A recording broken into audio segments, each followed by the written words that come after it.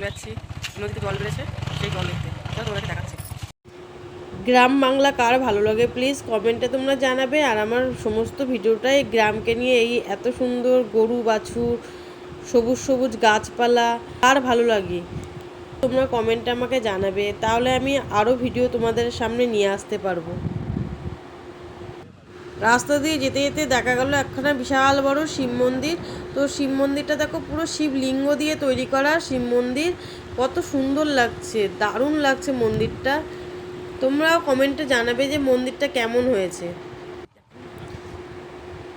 আমাদের এই বর্ধমানে প্রচুর মানে মন্দির আছে, শিব মন্দির, কালী মন্দির প্রচুর আছে। দেখো এই সামনেই একখানা আবার শিব মন্দির চলে এসছে।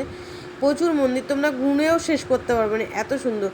একমাত্র এগুলো গ্রাম বাংলাতেই দেখা যায়, এই এত মন্দির আর এত সবুজ সবুজ গাছপালা শুধুমাত্র গ্রামেই তোমরা দেখতে পারবে। গ্রামের মুক্ত পরিবেশ, মুক্ত হাওয়া, প্রাণটা যেন জুড়িয়ে যায়, দেখতেও খুব সুন্দর। ফাইনালি আমরা চলে এসেছি নদীতে জল বেড়েছে দেখতে।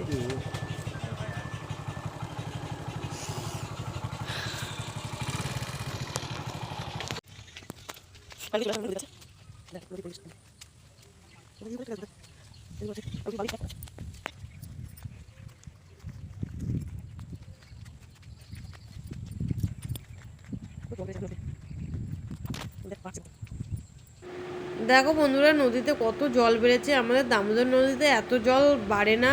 এদিকে চাষ করেছে অনেক চাষিরা, এখানটা চাষ করেছিল, কিন্তু তাদের সমস্ত চাষবাসগুলো ভেসে গেছে।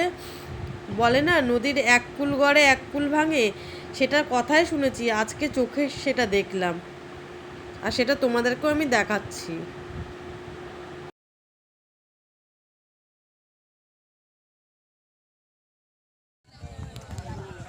জল চলে এসছে দেখো।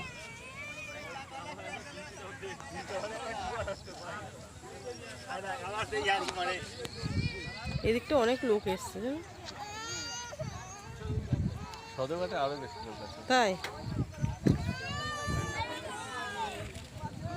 এমনি প্রতিদিনের জন্য লোক হয়, কিন্তু একজন জল বেড়েছে আরো বেশি লোক হয়।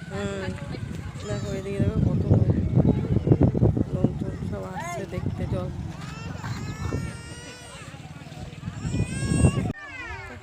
চলো বন্ধুরা, টাটা বাই বাই, দেখা হবে দেখা হবে অন্য কোনো একটা ব্লগে। ততক্ষণ টাটা বাই বাই, সবাই ভালো থাকবেন, সুস্থ থাকবেন।